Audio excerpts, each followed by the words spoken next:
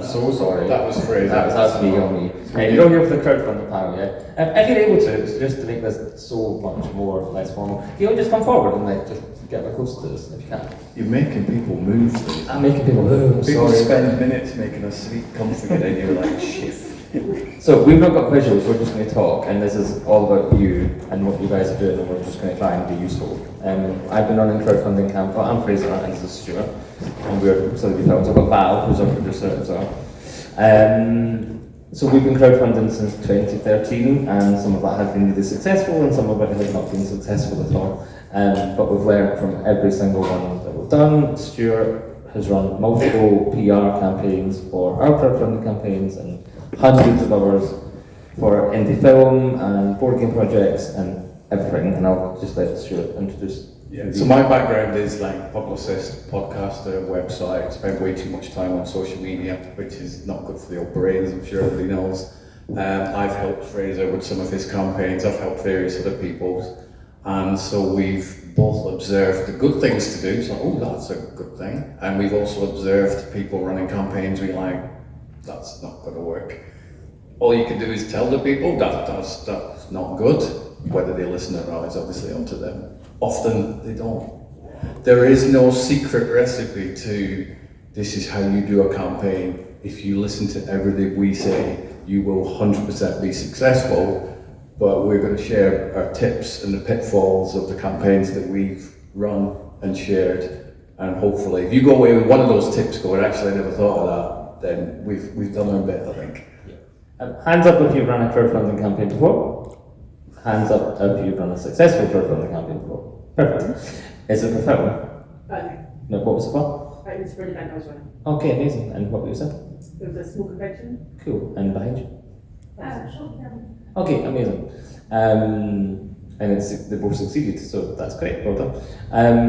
So whatever your product is, whether it's a film, an event, anything, my advice tends to be is that first of all, build up your audience who are interested in what you're doing. So we'll take it from film because that's what I know.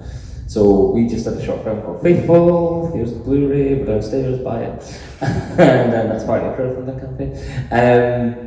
And it was identifying exactly how much money we needed. So for us, we had 25 members of cast and crew. We knew that we had to shoot for 4 days. We wanted to pay everybody for working on it.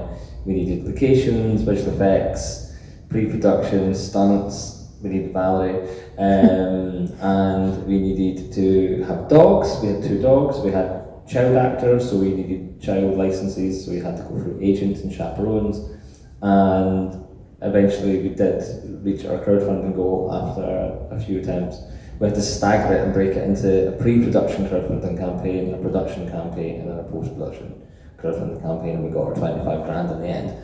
But what we did first of all, and what I recommend, is build your audience. So get on the socials, and that's getting harder now because I think because there's so many of them. There used to be Twitter, Facebook, Instagram. Now Twitter, Threads, Blue Sky, TikTok.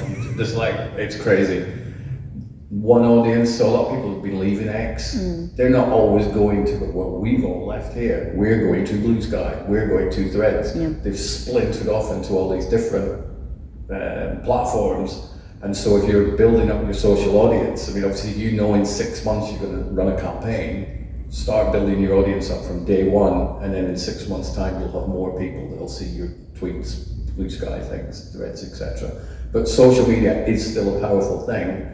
It's just more of a spider's web than it used to be, so it takes up more time to do all this sort of stuff. But yeah, build up your following. Yeah, create specific social media accounts. So we had one for Faithful on Instagram, Twitter, LinkedIn, Facebook, and YouTube, and TikTok.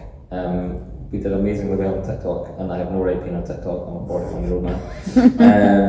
But we did really well on TikTok because we had a young lead, Lily, and she would do videos for us.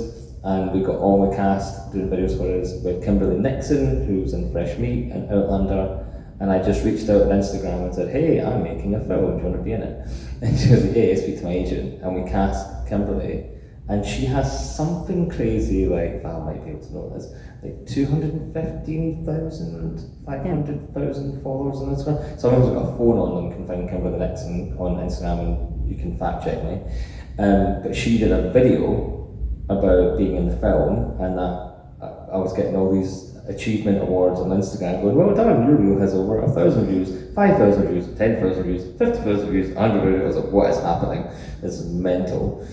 But she reached somebody who saw it, who then went to our faithful Instagram, saw a video that me, Val, and our director Lucy had done about why we were so passionate about the project and why it meant so much to us and what we wanted to get out of it and why we were doing it. And he's now one of our producers, Simon, and he, one day, I was on a podcast with Stuart about crowdfunding, funnily enough, because Stuart does have a video about that. And my email went ping on Greenlit, and it's like, oh, somebody's put in £1,000. I was like, oh, that's great.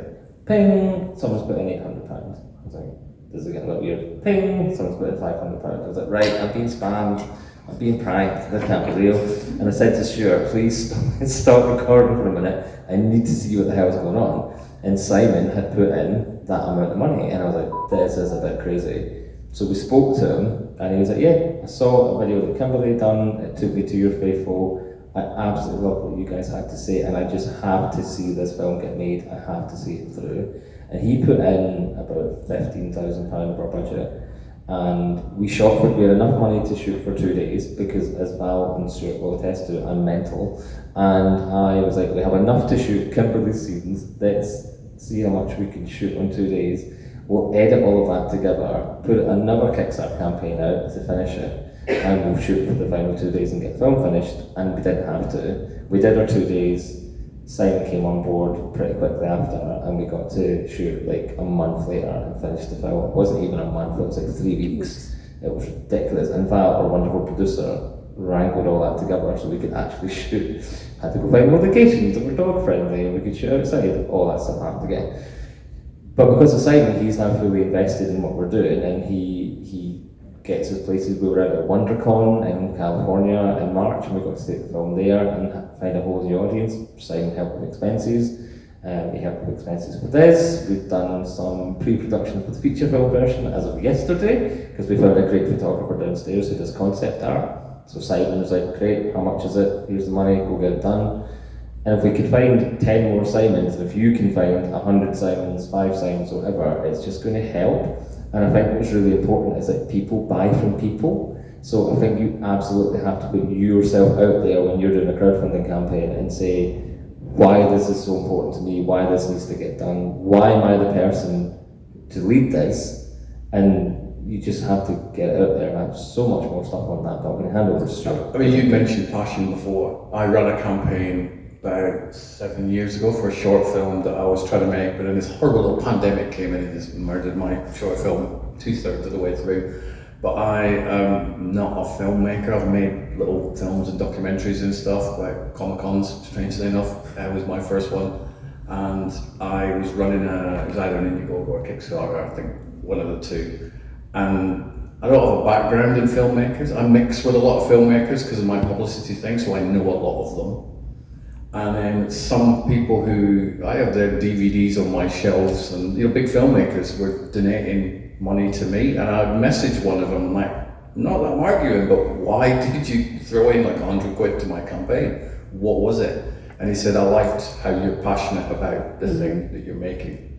And so as you mentioned, it's like, don't be shy about like being super passionate about your event or your short film. You've got to show your personality and how much you really want this thing to be made, and that is usually a thing that makes people donate more, rather than the actual movie. We're going to use this as an example just because it's easier than saying this film, that film, this event.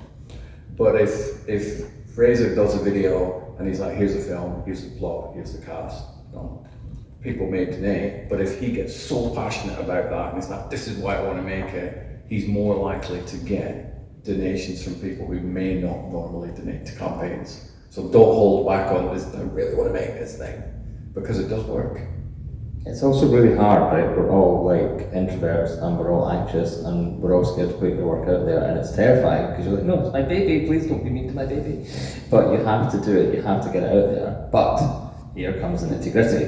This crowdfunding is a job. It is a 9 to 5, probably a 9 to 9. My wife has been very upset with me when I don't put my phone down for 5 minutes. But for me, what I find works really well is and you can schedule all of these posts, but what I found really worked, like for the 30 days that you ran the crowdfunding campaign, it was on the hour, every hour, putting something out. It's like, here's a bit of concept art, here's a page of the script, here's a video of Val, here's a video of me, here's a video of Kimberly, but whatever you've got, whatever is your like unique selling point, whatever you're trying to make and whatever you're trying to fund, you need images and you need video of that because people need to see what they're buying into and what they're supporting. And if you have something tangible that they can see and can get excited about, that's going to have a hit rate 50% higher than just text. And it's hard work and it is consuming. I had a friend of mine work with us. We did a web series years ago called Cops and Monsters. We did 9 episodes, raised about 30,000 on various campaigns to make that happen. And a friend of mine who worked on it, he was like, yeah, I'm going to try and do a short film and crowdfund, what's your tips? And I was like, number one, it's a job. It's 9 to 5, 9 to 9. You have to do it every hour on the hour. And he's like, that sounds like a lot of hard work. I was like, yeah, it is. It's a job. And it takes up so much of your energy and so much of your brain space. And if you're like me and you're obsessive, you're always checking Kickstarter. Is anyone else pledged? Is anyone else pledged? Are we going to San Diego next week? Is this happening? Are we coming to MCM? What's happening? Like, am I going to Cannes? And it's just, you have to just engage with people as well. And it's about, you will immediately hit your family and friends and maybe their family and their friends, and that's kind of your like immediate circle. And if you run your first ever campaign and it's for a small amount, a couple of £100 or like £1,000, £5,000, then you'll probably hit that goal really quickly. So I work a lot with students in Edinburgh at Napier. We've brought on Napier students in our past 2 films to give them hands-on experience, and they have also just had to crowdfund for their second to final year at uni. They've had to crowdfund, and I sat with all of them and I told them what I'm telling all of you, and they've smashed it. They were getting £3,000, £4,000, £5,000 to go and make their short film, and they all look incredible to the point where like, I may as well stop. You guys are doing much better than what we're doing. But the fact is they hit their immediate circle, and that's good for the first time. But if you're reliant on crowdfunding like we are, you have to have another campaign, another campaign, another campaign. So you have to think of ways of getting out of your immediate circle. So for us, for example, ours is a Scottish fairy tale. So we started to go to podcasts who were doing Scottish fairy tale podcasts. We've got a dog in it, so we were speaking to dog charities and we were talking to rehoming places. And we were just thinking of everything that we could do.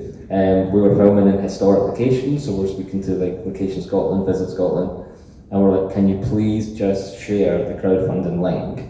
Please just share it and get it in front of your 100,000 people, 2 million people, and it just gets it out of your inner circle, so you're not consistently going back to the same well, you're going beyond that, because the minute you get it out to different circles, you're extending your audience, and you're extending your potential of getting your crowdfunding money into it. I would say I see a lot of Twitter accounts or Facebook accounts who think, I know, like what Fraser said, get it out to different audiences, but you see accounts who will just tag in famous people, like, hey Ryan Reynolds, check out my crowdfunding link. Hey James Cameron, check out my crowdfunding link. The algorithm will kill you for that, and it annoys people that follow that. It's like that account. They're like, why are you just cutting and pasting?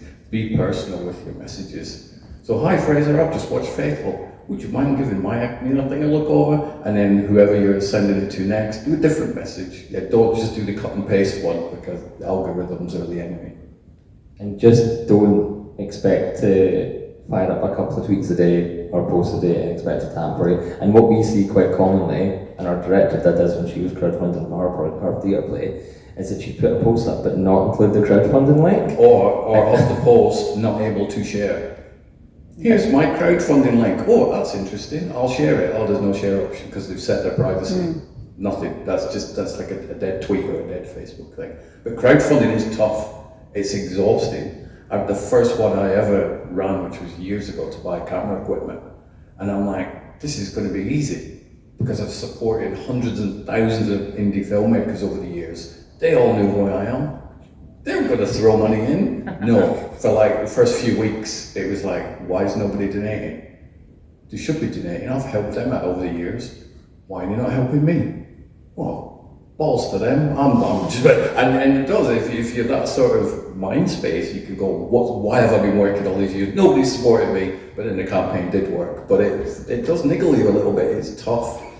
You see some people setting up an Indiegogo or a Kickstarter page, anyway, here's my image, here's the pitch of my film that I'm really passionate about, here's the details for my event, people are surely going to love it, and then they leave the page expecting to come back in 30 days, it's like target hit. No, very few campaigns do that, unless you're like a Star Trek or a Star Wars or a Marvel or something. It's tough. What do you say about it's a marathon, not a race? Yeah. Because I remember Fraser back in the early days, he would be like, we've got 18 days left and we've only hit this amount and we're not going to hit our target. It's like, you've got 18 days left. Until that clock says 0, you can still win. Somebody could literally come in the last 5 minutes and go, like a Simon. Imagine Simon popped up in the last 5 minutes and went, oh, I've just seen your campaign, I will donate. We've got a negative story about that. We've got a few. So the first time we tried to raise money for Faithful, we went for the full £25,000 in 30 days. And we pushed and we pushed and we pushed and we were like £8,000 away from it with like a day to go. We're like, we're cooked, it's not happening. And then we woke up the next day and what Kickstarter didn't tell us, and Val was also a member of the campaign in the profile, neither of us got an email to say that somebody at the last minute put in £8,000 and we were short by £1,000 or £3,000 I think it was. But because we didn't know we were only £3,000 short, the Kickstarter campaign ended and we lost all of that money. Where if we'd been notified of that morning, by the way, someone's just put in £8,000, we would have found that £3,000 somewhere. We would have got to 25 and we would have had the full budget straight away, rather than the multiple campaigns we had to run. So just keep an eye on your Kickstarter, keep an eye on your Indiegogo, be obsessive, keep an eye on it to see who's going to drop it in. If you do really well in the first couple of days, Kickstarter will feature you and it'll be like, we love this campaign, because we did one for a music video, also available on the Blu-ray, for the short film. And when we were raising money to shoot, to go to Skye, this is an island in Scotland, to shoot and record the music video, we were raising money quite quickly, and because of that, Kickstarter featured us on their front page. So it's weird, there's no magic. There isn't. And what you'll find, let's say I do publicity and stuff, so I often do a website article or a tweet or a Facebook message about like somebody else's campaign, for example, the short film that you made. Here's the short film, here's the campaign. I get messages from dozens of these experts that can guarantee that extra funding will come to my campaign. Right. It's not even my campaign anyway. There is no secret recipe where it's like, that's a guaranteed success. But social media is filled with these people that promise you the world. For a percentage of your target money, I will guarantee, I hate the word guarantee because there isn't any guarantee. Other than $100 you can have access to our background. Yeah, because what they do is they will like data mine people's email addresses and then sell them on to somebody that's like new. So I just block them instantly.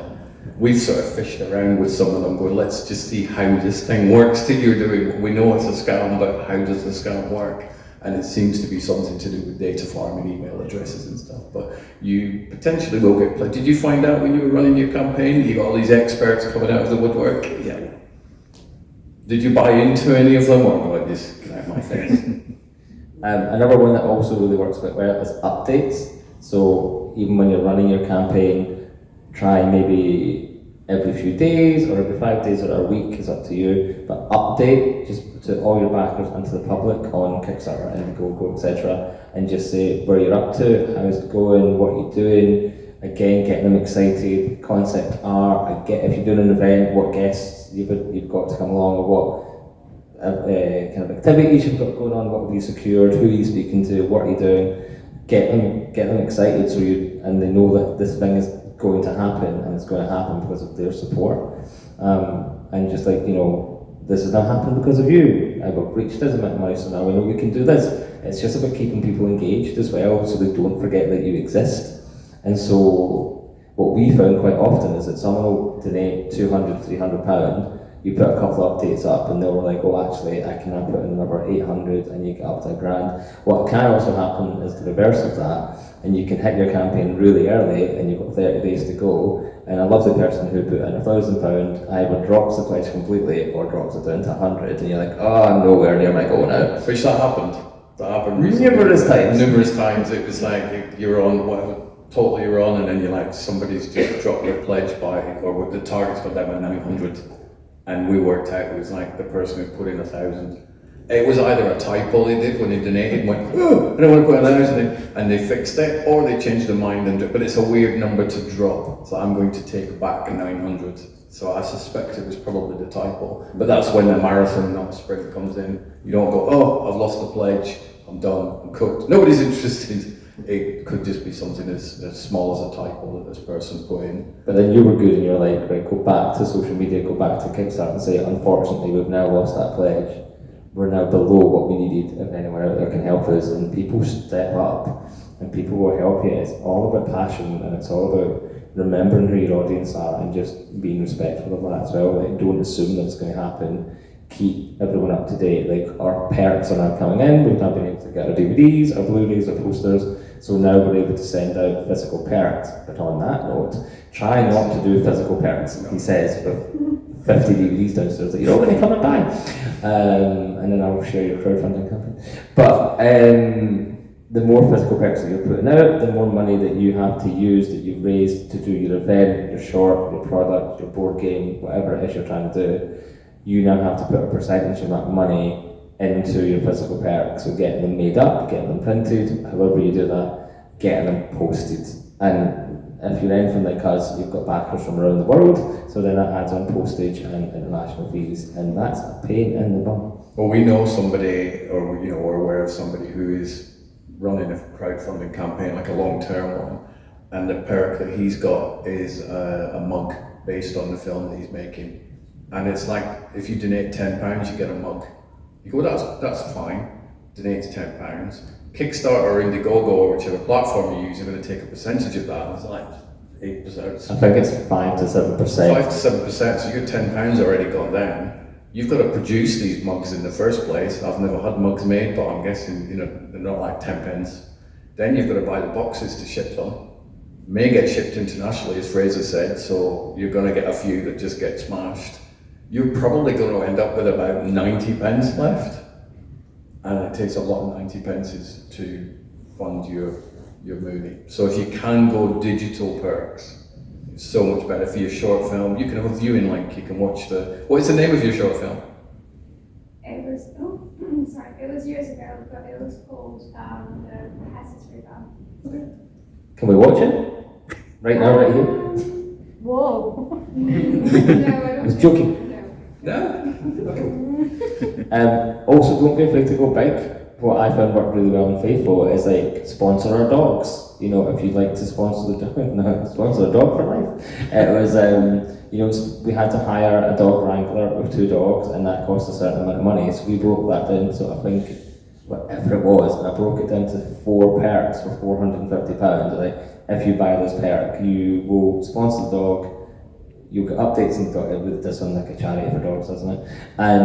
But you get updates in the film. We'll send you behind the scenes photos. You'll get videos of what we're doing with the dogs, and in the credits you'll be under thank you to such and such for sponsoring the hiring of the dogs.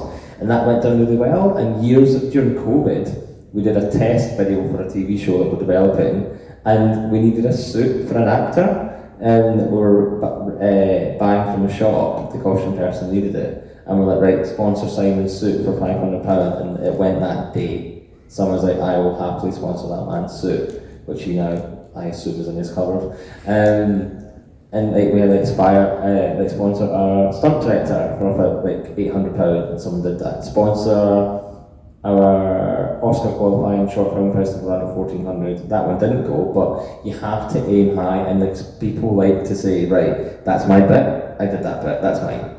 And for films in particular, like, people love a producer credit, people love to be in IMDb, it's a bragging right thing. I've seen so many producers of Faithful, producers of Cops and Monsters, producers of this, and people's bio after the back does, because they love to be involved in that world. and they love to be a part of that, and that's great, and you can credit them, and you can update them, and you can send them a link to the film before it's finished.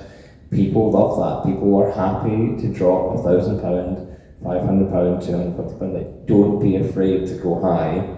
There is no level of ridiculousness that you cannot reach. Like, just whatever you think is going to work, just try it, because you just don't know what's going to click. No, I know when you're doing these campaigns and you're setting up your page, it's not like you can only pick 5 perks. You can do a list as long as your arm, or as long as somebody with a really long arm. And if you've got a perk on there, it's what, 5 minutes to type it out. Be an associate producer, £1 million. Odds are you're not going to get somebody paying that, but if it's there, you know, there's a better chance of somebody actually going for it than if it isn't there. I'm a huge fan of the digital perks compared to the physical perks. I know Fraser's done signed DVDs and signed Blu-rays and stuff.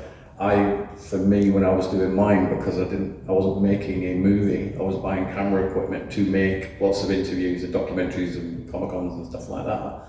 I did things like podcast adverts. You'll get an advert on my podcast, which has been going for like over a decade. It's one of many movie podcasts out there. An advert at the beginning of it, I took a thing out of your advice when it was like, go a bit bigger, went out of my comfort zone, and I'm like, for £500 you can be a sponsor for 12 months. So it would be me at the beginning, this episode is brought to you by such and such. Somebody bought it, and I'm like, really? And he did, a really nice guy, and every time I put an episode out, his advert was there. Can't remember what the episode numbers were, but if people found them on Spotify even today, that guy's advert's still there, so it just lasts 4 years. There was no shipping, I didn't have to produce anything, and you know, I got my money and it went towards some lovely camera equipment, which I still use to this day. Which you've been using to shoot this entire weekend. For the past few days I've been running around with this big camera set up and just filming some really impressive cosplay and stuff, which, you know. Right, I'm going to say one more thing, and Val's like, questions. So we'll go to If questions. anybody's got any questions, Yeah, just just put them raise your up. hand. Or if you disagree with stuff that we say, or you own, by all means, this is a discussion, not an interview. Kickstarter versus Indiegogo, I will always recommend Kickstarter. Kickstarter is all or nothing, so you only get your money if you hit your goal. I find nothing worse, and it's happened to me before. If you're on Indiegogo and you say, I need £10,000, because Valerie is very expensive, and you only raise I'm sorry about it, because you're right there, and love you to bits. But if you raise £1,000 of that £10,000, you get that £1,000 minus their fees, and then you're still £9,000 short for whatever project, event, product that you have to make, and then you either have to cancel what you're doing and refund that money, which is probably the right thing to do, or you commit to the bit and you try and find the rest of that money to do that. Can I disagree with you a little bit? Of course you can. We always do this. So you prefer Kickstarter? I think it depends on the product. So for example, your short film, that is a case of the short film gets made or doesn't get made. With regards to the event that you were raising money for, if you just raised half of the target on Indiegogo and you would get to keep the majority of that still goes towards your event. So I think it depends. If you're making something like a board game or a Blu-ray or something, Kickstarter's great because it's really an all or nothing. If it's something that you're building, then Indiegogo does have its place. So, yeah. I agree if you disagree. Yes. Does anyone have any questions whatsoever? Because I'm still thinking of good things to say in my brain. Yes, I've got a question. So, when in the process of a creative project, for example, like a short film, when would the best time be to start off the Kickstarter? Like, build up your audience first, as much of an audience as you can. So, like I said, get a Twitter, get a Facebook, get an Instagram, invite all your family and friends, annoy them, and if you feel that you've annoyed them enough, annoy them one more time, and just get it out there. And once you feel that you've got maybe a couple hundred followers, then you can start building your crowdfunding campaign.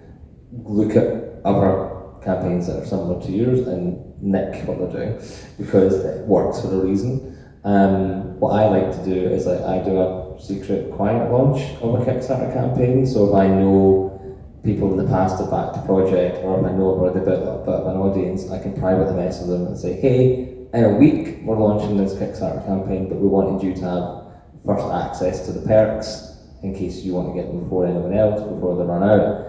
If they then go and do that and you raise a couple of £100 or £1,000 and then you launch your campaign a week later publicly, then they go on and go, oh, they've already raised £1,000 in a day, that's incredible. People like to back winners already, so they like to see it, I think, as a mentality of, oh, there is zero and there is zero all the way, they're not going to make it. But if you're like £1,000 into like 50% of the way, 80% of the way, and their bit will contribute to get you over the line, I think there's a mentality there, based on my experiences, that people will jump in and help you.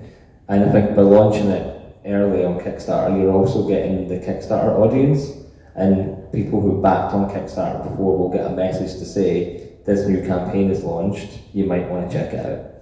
But when in like the creative process, like would you have had the script already done? Like how much of that? Yeah, have script first. Yeah, always have the script script first, first, and you could probably have some crew attached that we always do. We say, here's the log line, here's the pitch. I've got some graphic designer friends who do some banners for me for free. And then you say, and here's our crew, here's what we've done, here's our cast, here's what, if you've got cast attached, here's what we've done, or if it's the first time. But get the Kickstarter or crowdfunding campaign audience to come with you as you build that. So you can be like, oh, this is so exciting, we've got a cast member to announce. And then you can get a video or a photo of that cast member and you can announce them, and that's more content for you as well. It's more updates to say, hey, we just cast Kimberly Nixon, hey, we just cast Greg McHugh, and it just keeps people engaged as well. And you might snag people when you say, right, we just announced this cast member who haven't backed you before. They're like, oh, cool, I'll back you now. So yeah, script, do a little bit of work, do the script, bit of pre-production, as long as you can afford to do that. And then start the Kickstarter. My bit on that is the short film that said I did a campaign to buy the camera equipment and the mics so that I could then shoot interviews, short films, documentaries and all sorts. So we did it slightly different. I was hoping to shoot the short film. I had no script. I knew what the story was going to be about, so I could type it on the Kickstarter page. I had no script, I had no cast attached, and it still worked. So it does. You sort of tailor it to the project you're doing. If you're able to get the cast attached before you do your campaign and stuff, that's great. But if you haven't, don't think, oh no, it's not ready yet. You sort of instinctively know whether it's good to go or not. With regard to the social media, you said build up the following. Your account might only have 150 people on it. But if one of those people is me, for example, I've got 18,000 people on my X account. So a single retweet from me goes in front of my 18,000, and then I've got a lot of people with really big following on mine, so if they retweet it, your 150 is good, but it then just goes out to a silly amount of people. How many backers did you find that you didn't know?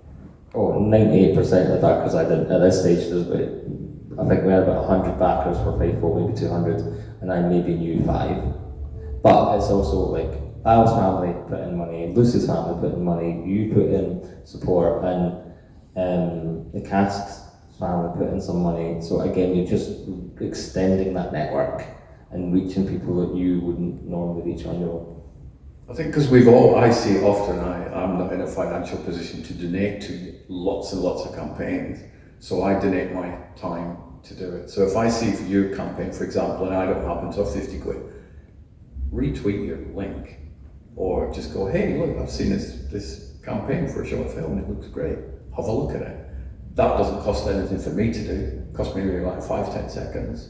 So if you see somebody else's campaign that you like, just retweet it, because odds are they'll be like, oh, I'll retweet yours. And there is a bit of a community. I think there is a certain element where it's like, I'm not going to retweet your campaign because I'm running mine.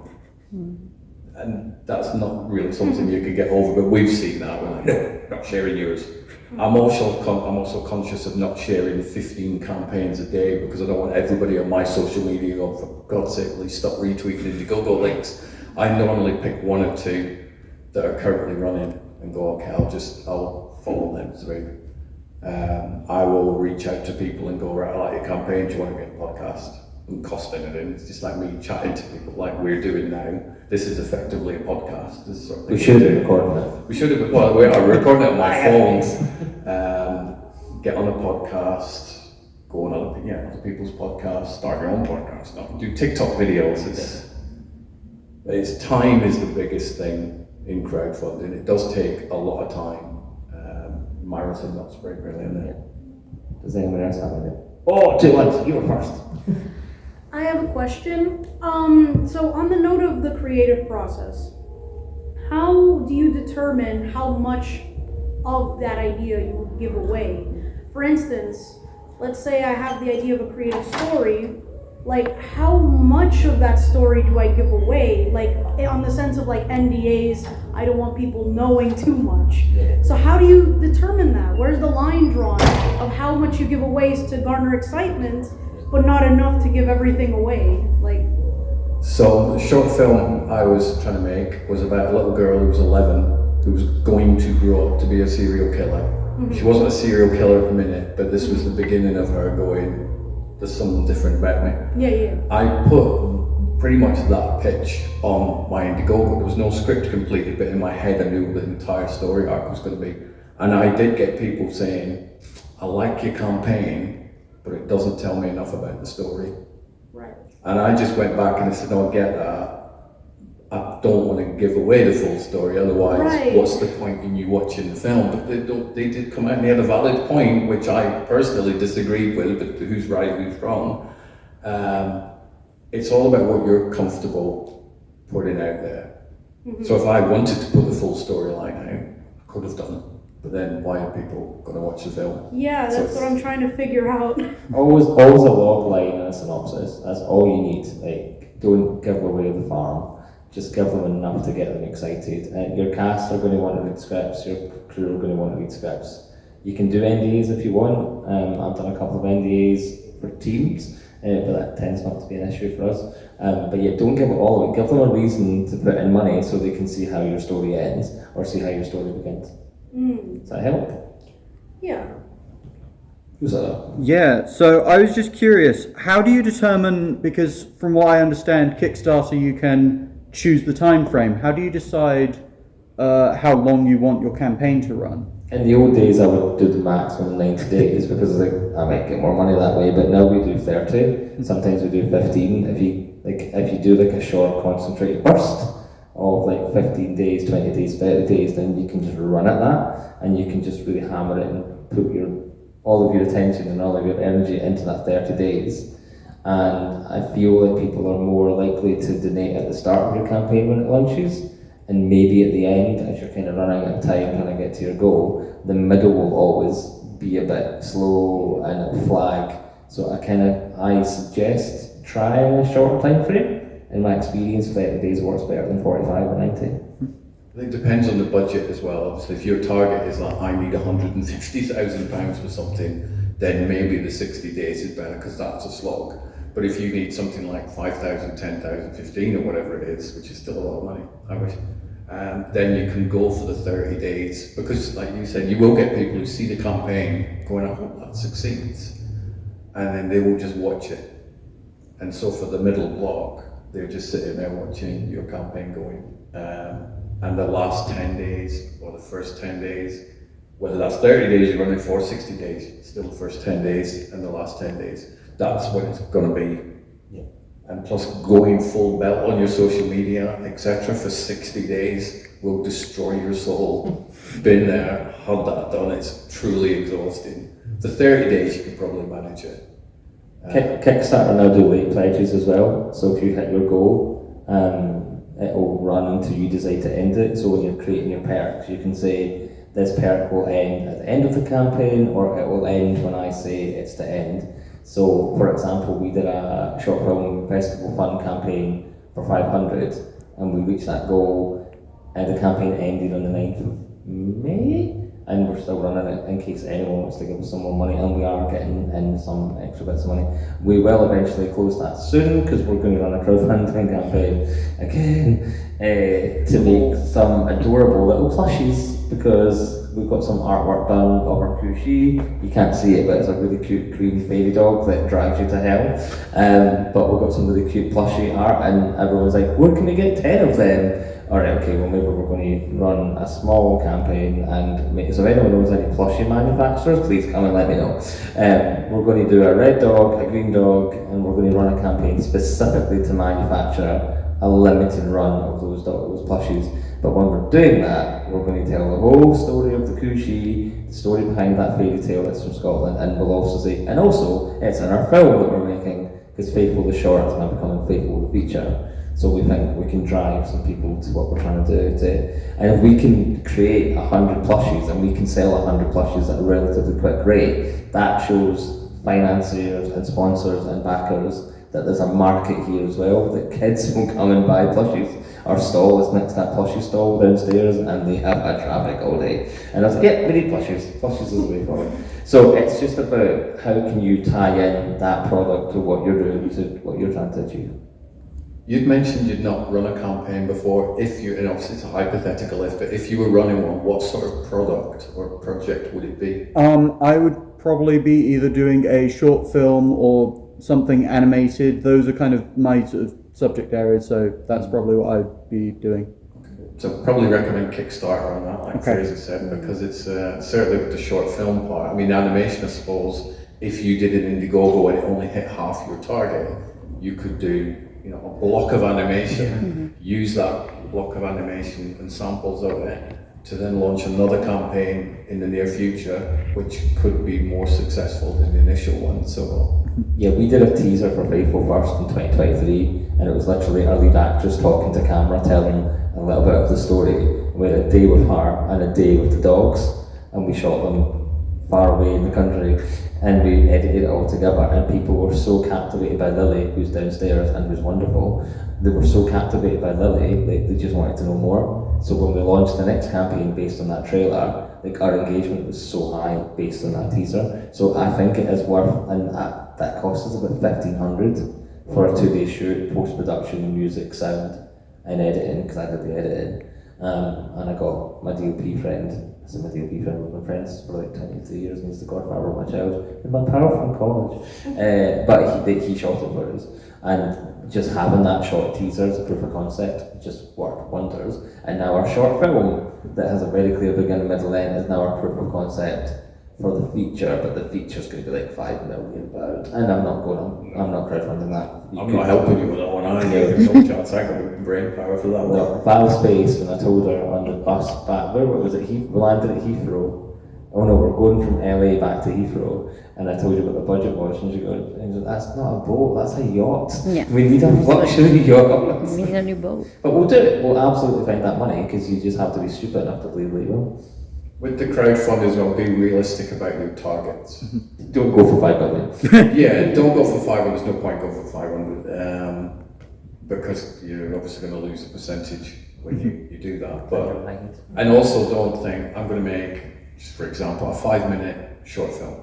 I need 160,000. Because people are going to look at that and go, why do you need 160,000 for a 5-minute short film? Why Unless you it's do like Avatar or something. Because we've seen some, I can't think of any specific ones, but we've seen campaigns where you look at what they're asking for target-wise to make a certain product, and you're like, that does not cost that amount. It does not cost $400,000 for a sizzle reel which will last 90 seconds. Give me a break, I'm not donating to your campaign. So be realistic with your goals. Make the goals slightly bigger to compensate for the Kickstarter and Indiegogo. So if you needed like 1,000 for your animated project, put your target maybe like 1,300, 1,400 or something like that to compensate. Because you don't want to be, yay, I've hit my money. Oh, I've still not got enough. Because Kickstarter, Indiegogo or Greenlight or whatever have taken their percentage. And break down the costs. So like, your money is going here, it's going to this animator, it's going to this cast, it's going to voiceover, it's going to concept, etc. Break it down, like, where is my money going? And you say, here's where the money's going to go. I don't know how long that went. And you don't feel the need to put receipts and stuff on there. So with regards to like how much plot do you put on a page, or you don't go, look, here's the receipt, I've spent money on this. But obviously do your updates and say thank you to, also thank your backers. So if Dave throws £500 at your short film, you go, thank you, Dave, much appreciated. Because other people will see that and go, Dave's got a shout out. This guy who's running the campaign. Also, include your link when you find it. Include the link everywhere. Put it in your bio. We see so many people who say, I'm running a campaign, links in the bio, when you get to the bio, it's not there. I was showing Fraser that the other day. I know somebody who's running a campaign, and he put a big paragraph on Facebook. Anybody wants to donate, my link is in the bio. We couldn't find it. And this guy's on my Facebook friends list. It's like, where's the link? I probably spent maybe 10, 15, 20 seconds trying to find it. I gave up. And this is somebody I know, so imagine a total stranger. I'm not going to bother. If they can't be bothered pinning their link to it, I'm done. Any other questions? How long have we got? We've got about 10 We've minutes. got 10 10 minutes. minutes. Perfect, thank you. Hello. Obviously, when you're working on a crowdfunding project, you have like a lot of information to keep track of, especially with shifting deadlines. I just kind of wanted to see how you guys would go about keeping everything kind of separate so you can still understand what's going on at different points of the project going. Thanks, pal. It's just been organised. I do it all the time, and it's really hard to put it into words. Well, I have a spreadsheet for mine, and it was a case of Dave's throwing £50 at mine. Which perk did Dave choose? Dave chose this perk. So I know that Dave needs to get whatever the digital perk was on my campaign, and I just make sure I keep that spreadsheet up to date, and I know exactly where it is. So it's quite simple for me to do with that regard. But your film is more complicated. Kickstarter. In terms of like perk management, Kickstarter will give you a list of every single person who's backed it, what perk they've bought, and then once your campaign ends, they send out a message and everyone sends you back. If it's a physical perk, they'll send back, here's their address that they've given us to send that perk out to. I always say that you're going to get your perk 2 years after I start that campaign, because I need the time. You need to finish your film, you need to finish your product, you need to have then the physical product to send out to people. That all takes time, because you're also running your Kickstarter campaign and making a film. So you just have to surround yourself with people who are really good at their jobs, like Val, like Lindsay downstairs, like Lucy the director, Stuart our director. You can't run it all on your own. You will, and I've done it for 20 years. For 20 years I've ran it on my own, and I've now got a small child and a wife, and a mental breakdown will come if I don't start delegating. And I was having that chat to Val this weekend that I have to start delegating, or I'm going to have to go away for a while. So you have to just delegate. Val's all over locations. So when she had the up-to-date version of the script, and if she didn't, she'd shout at me until she got an up-to-date version of the script. So then she could look at locations and making sure we had all that sorted. Lindsay was constantly in charge of health and safety and working with the kids and the dogs, and we had other people who were in charge of just making sure all the cast were happy. We had assistants doing call sheets, and we'd pretty much we'd be foolish and set dates and be like, right, if we start running this campaign 6 months from now, when realistically is everybody available to shoot this short film? And you just kind of have to go with the general consensus, right? We're shooting these 4 weekends in 6 months, and that's it, and that's what's going to happen. Because by the time you start booking actors through agents, you are shooting your film once you've got those actors, which is either really brave or really stupid, and I'll let you know very soon what that coin flips over to. But you just surround yourself with the best people that you've got that will make sure that you keep a track of your creativeness and your deadlines and everything that moves along with it. Be adaptable. You can have a camera person drop out a week before, or an AD can drop out, or people will drop out on you for whatever reason. Don't let it nobble what you're doing, and just rally and who can replace them, what can we do? We really struggled to find sound people for some reason at Faithful. We really struggled in Scotland. Nobody wanted to do sound. They'd all disappeared, and it was really hard to find the right sound people, so we're having to go to trainees and hoping for the best. There was one thing that we haven't touched upon, which I want to make sure that we do touch upon. So 24 hours in a day, so we're all in the UK at the minute, so we're probably going to go to sleep at 10 o'clock, 11 o'clock or whatever. There's a lot of America still awake. So if you wake up at 6 in the morning, put a tweet out, because Australia are up. Be conscious of the fact that people who are donating don't have to be in the same country that you're in. because America behind, Australia in front, Asia, all these different countries. So we would put tweets out just at all crazy hours of the day because you want to try and catch everybody from planet Earth on all these various different time zones. If you don't want to be sending out tweets at like 3 in the morning, you can use the platforms to schedule them. It's like, oh, we're running a campaign, here's the link, and schedule it that way. You are covering all bases and maximising the amount of chances you've got to try and hit your funding for your short film, your event, your animated project, etc. Does anyone have any other questions? Hello. You said earlier that digital perks are better than physical ones because it's just more manageable, etc. What are some examples of digital perks that you offer? So we did a private link to watch the short film before it went public. So before we started taking it to film festivals, we were on the STV player, but you didn't hear that because I want you all to come and buy a DVD. But we made sure that people got to see it beforehand. We were sending out PDF copies of the script, so people could kind of see the process. We were sending Stuart, we had someone on set, and if you're making a film, this is so important. Have someone to film your behind the scenes, have someone to take all your photos. And Stuart very kindly edited hundreds of hours of footage over 4 days into little features. So we were sending the backers links to watch those features that we didn't make public. They're on the DVD now. But before, try and give them access 2, 3, 4 weeks before you make anything public. Send them a private link to watch it. And sometimes they do, sometimes don't. We have concept art that we're sending out to people as well. And I'm trying to think of any other. MP3 soundtracks, We did the film, soundtracks, yeah. the producer credits, You sent as we storyboard? mentioned. You sent storyboards? We had storyboards, thank you, Val, of the film, and we sent that out to people as well. We did a music video for the film. We've sent the link to the music video to people before it launches in June. That's some examples. We are downstairs. We're at stall 1767 in the South Hall. We're there till 3:30, 4 o'clock. Our card's down there. We're Silly Wee Films. You'll find us. You can email me. I'm happy to chat to you whenever. If I don't get back to you, it's because I'm very busy. But I will get back to you. If I don't get back to you, nudge me. But we are downstairs. You can come talk to us. But I think we'll. And if anybody wants to leave on a podcast or have me retweet your links or whatever, just colour me before I leave here. I will happily write my email address down and stuff. But the digital perks versus physical perks will save you a fortune in postage. We know how expensive it is to send a birthday card or something now. You imagine what it's like to send an A4 poster in a frame, or a book, or even a Blu-ray to a certain extent. It all adds up. So that's why I prefer digital perks, if your project can do it.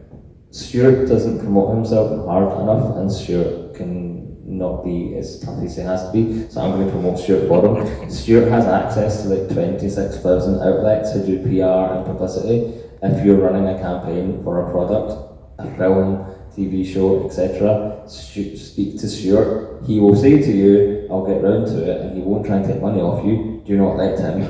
He has very, very affordable rates, and I mean that. I can afford them, and I'm cheap. So you have to speak to Stuart. He's got multiple levels of pricing right early in at the doors, all the way up to very, very good things. But speak to Stuart. Go onto his what's your website, Stuart? If you go onto Google or anybody anywhere and type in for page to screen with the number 2 instead of the word 2 at the end, that's me. Fraser has a wonderful team behind him. I'm pretty much me. I like doing it that way, and also I'm not in a position where I've got a big crew. I'm really good at helping publicise other people because I care about other people's projects. I do care about my own projects, I just don't think that other people are too bothered about what I do. That's why I'm really crap at publicising myself, but I'm really good at publicising other people, be it through podcasts, YouTube, TikTok, social media, website, all that stuff is me. So for page to screen, it's me. He's very good at his job, he cares about indie film, he's very passionate about filmmakers and people who get involved in it. Do not let him get away from you. He's been backing me since 2014. We wouldn't have had Cops and Monsters without Stuart, we wouldn't have had Faithful without Stuart. So speak to Stuart if you're running a crowdfunding campaign and need publicity, and you can afford £100, £50 to run a week-long, 2-week-long campaign under Stuart's guidance. Do not let him get away from you. And I think our time's up. Potentially. But anybody who does decide, if you do decide to run your campaign for your anime, and I hope you do, the very best of luck with it. The biggest thing I can say is, which we've mirrored before, it is a marathon, not a 100-meter sprint. It's exhausting. I'm sure you guys know when you were doing your campaigns. I don't need to know what the number is, but how many times did you think, I'm sick of this campaign, it's no work, I don't want to do it. Yeah, but they were both successful campaigns. I want to see your short film. That comes once. I think we all want to see the short film now. Yeah. 1767 downstairs. Come and talk to us. And again, find us on socials. We're there. Come talk to us. Thank you for listening. I'm sorry we didn't have any presentations. We didn't make one. It's talking. It's fine. This is our style. We just like to talk. Stuart's on YouTube. He's got many podcasts and videos about crowdfunding. We have one.